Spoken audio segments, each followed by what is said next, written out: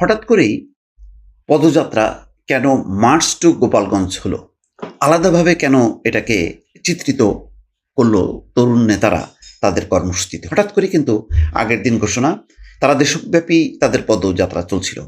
সেখানে March two Gopalganj বলে এক ধরনের কি উস্কানি দেওয়া হলো কিনা? এটা কিন্তু এখন আলোচনা হচ্ছে বিভিন্ন অঙ্গনে।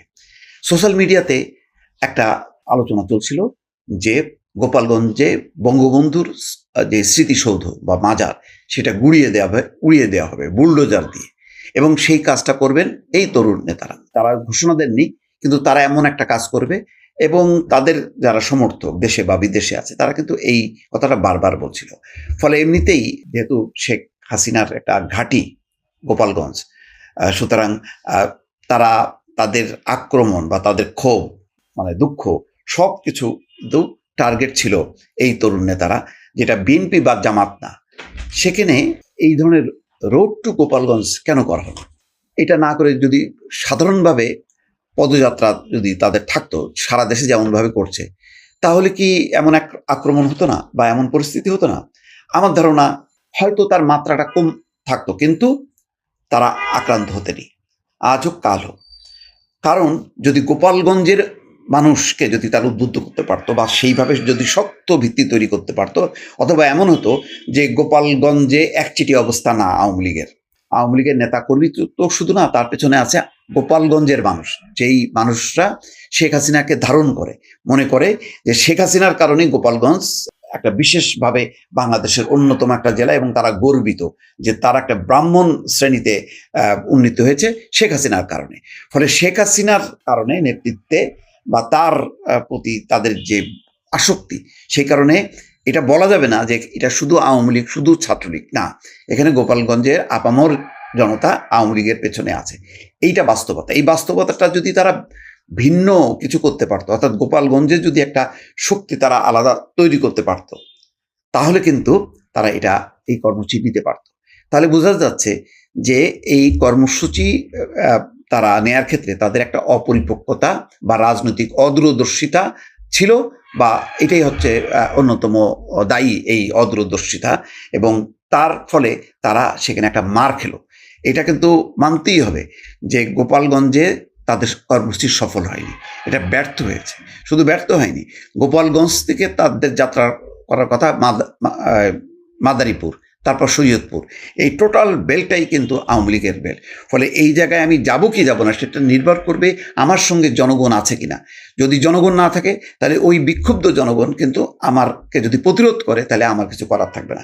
আমি শুধু আইন শৃঙ্খলার বাহিনীর উপর নির্ভর করে আমি চলবো, এটা তো অনেকটা সেই মানে আওয়ামী লীগ যা করতো, ছাত্রলীগ যা করতো, যে তাদের উপর ভর করে। গোপালগঞ্জের কিন্তু চিত্রটা কিন্তু তেমনই হয়ে গেল। তাদেরকে রক্ষা করতে কিন্তু মানুষ ছুটে আসেনি। তার মানে কি? তার মানে হচ্ছে যে ঢাকায় তারা যে সফল অভ্যুত্থান করেছে, বা সারা বাংলাদেশে মানুষ যেভাবে মানে শেখ হাসিনার পতনের জন্য উন্মুখ হয়েছিল এবং রাস্তায় নেমেছে, গোপালগঞ্জ, মাদারীপুর, শরীয়তপুর কিন্তু নামেনি। নামলেও এটা মানে খুবই মানে অল্প মাত্রায়, যেটা সর্বব্যাপী না। ফলে গোপালগঞ্জ, মার্চ টু গোপালগঞ্জ এই কর্মসূচি দেওয়ার আগে তাদের উচিত ছিল আরও বিশ্লেষণ করা, আবেগের উপর ভর না করে।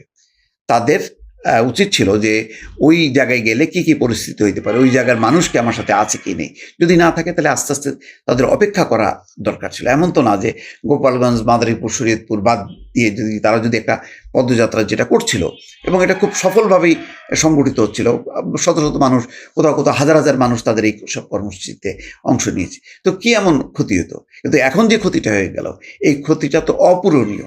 একটা নতুন রাজনৈতিক দল, গণঅভ্যুত্থানের একটা মাস, সেই মাসে এরকম একটা ধাক্কা খাওয়া, এইটা কিন্তু তাদের জন্য খুবই বিপজ্জনক হলো, এবং ভবিষ্যতে চলার ক্ষেত্রে একটা বড় ধরনের ধাক্কা।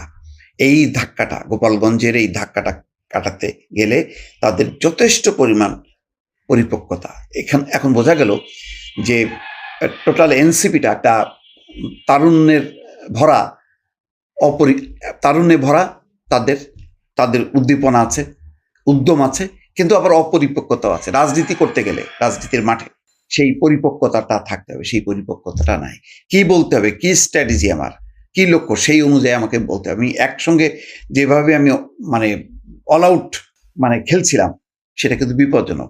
এই খেলতে যে মাঠে এসে আমি বাংলাদেশের বড় একটা রাজনৈতিক দল বিএনপিকেও কিন্তু আঘাত করতে করতে আমি চলছিলাম।